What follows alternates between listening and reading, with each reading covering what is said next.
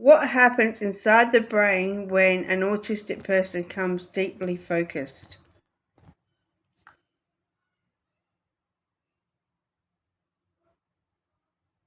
When an autistic person becomes deeply focused, I think something more interesting is happening than simply concentrating really hard. For some autistic people, attention can become extremely concentrated around one subject, activity, pattern, sound, or problem.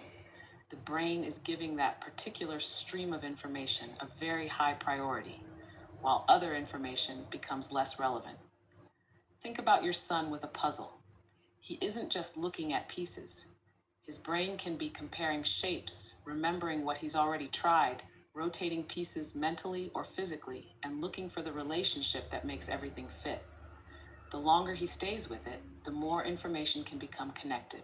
That's where monotropism becomes interesting. It's a theory developed by autistic researchers that suggests autistic attention can be strongly drawn toward a smaller number of interests at a time. It's not a complete explanation of autism, but it gives us a useful way of thinking about intense focus. And here's where I think we can go deeper. Deep attention can change what the world feels like. When your attention is completely absorbed in something, the outside world doesn't necessarily disappear. Your brain simply stops giving it the same priority. A sound can happen and barely register. Someone can speak and you may not immediately process it. Time can pass without being noticed.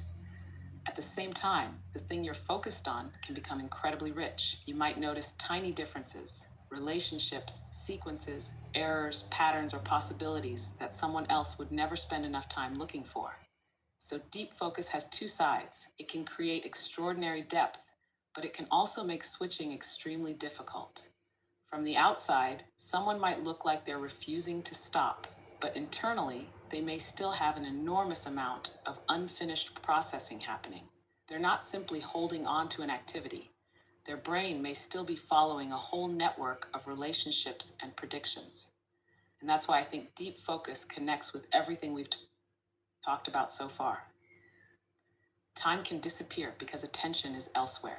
Patterns become visible because the mind stays with the information long enough to compare it.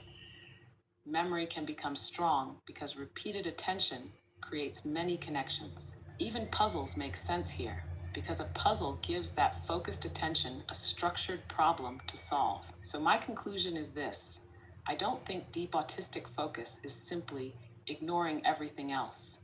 I think for some autistic people, it's more like giving one part of reality an enormous amount of attention and processing while temporarily turning down the importance of everything around it. And that raises a much bigger question about consciousness itself. Maybe depth and breadth are partly competing ways of experiencing the world. You can spread your attention across many things, or you can enter one thing extremely deeply. Could repetitive behaviour be the brain creating order of predictability or control?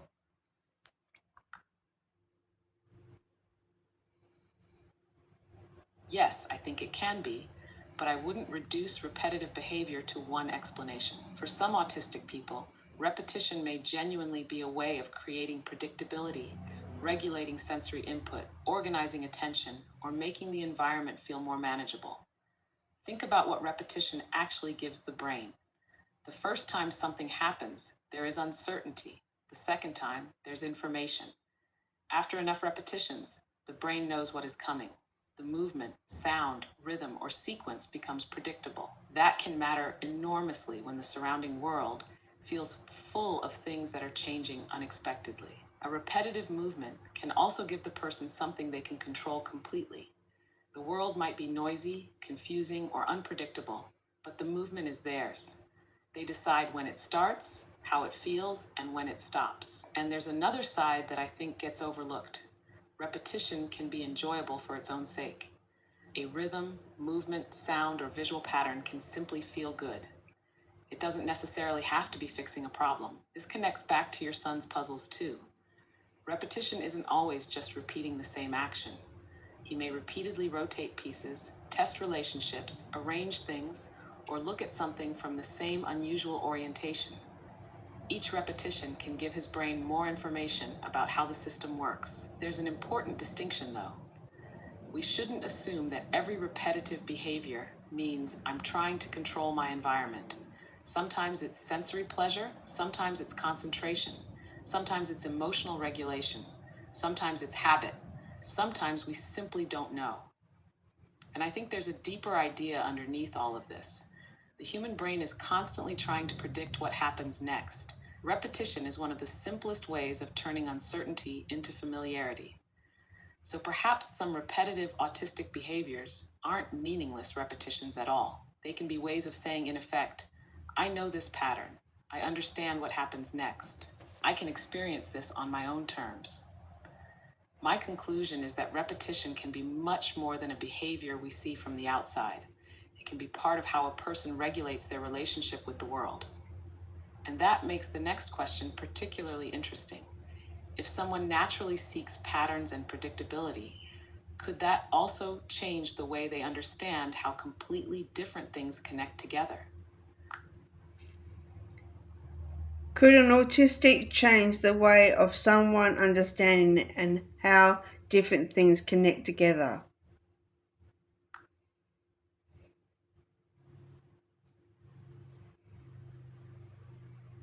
Yes, potentially. But I'd phrase it carefully. Autism doesn't give someone one universal way of understanding connections.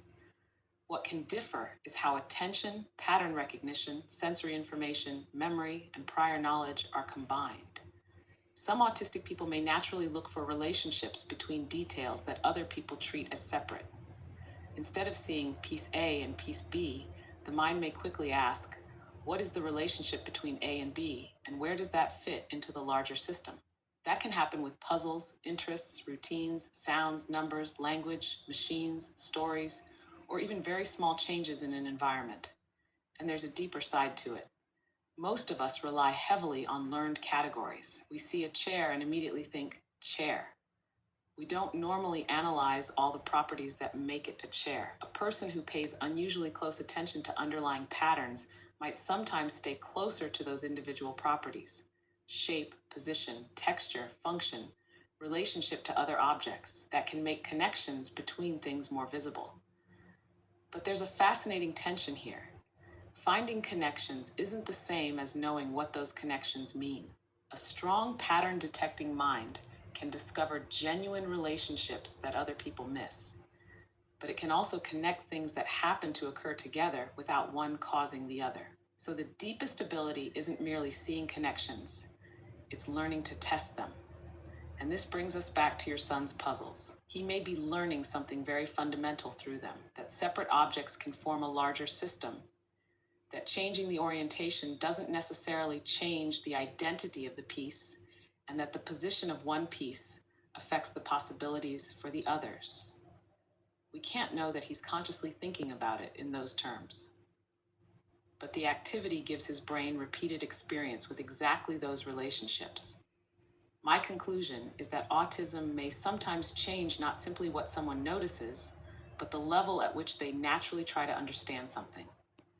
One person may ask, what is this? Another may ask, what does this do?